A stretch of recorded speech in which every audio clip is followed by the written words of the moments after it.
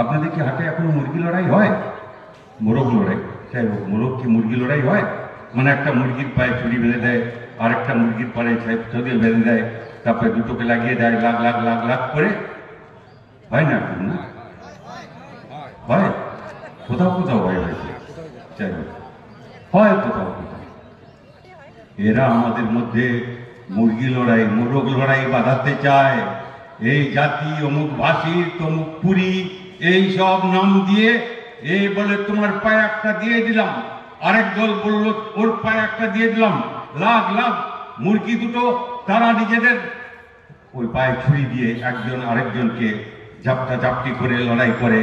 একটা বাঁচে, কিন্তু আদমরা হয়ে বাঁচে, আর একটা মরে।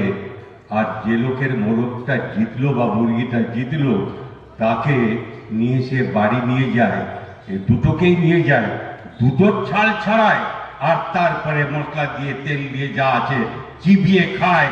আমাদের দেশের শাসক শ্রেণী, শোষক শ্রেণী, বর্তমান সরকার আর যারা দিল্লিতে চালাচ্ছে, এরা এই মুরগি লড়াই বাঁধাতে চায়, আর সেটাকে একজোট করতে হবে। আবারও বলছি, লাল ঝান্ডা যে বলেছিল দুনিয়ার মজদুর এক হও, সে লড়াই আমাদের এগিয়ে নিয়ে যেতে হবে। আমাদের কাছে জাতি, ধর্ম, মানুষ, নারী, পুরুষ, তাদের মধ্যে যে ফারাক আছে, যে বৈষম্য আছে, সেই তাদের এক করতে হবে। সব মানুষ সমান, আমরা সেই জায়গায় আমরা যেতে চাই। বড় লড়াই, আঁকা বাঁকা পথ এত সহজ পথ না, আঁকা বাঁকা পথেই যাব।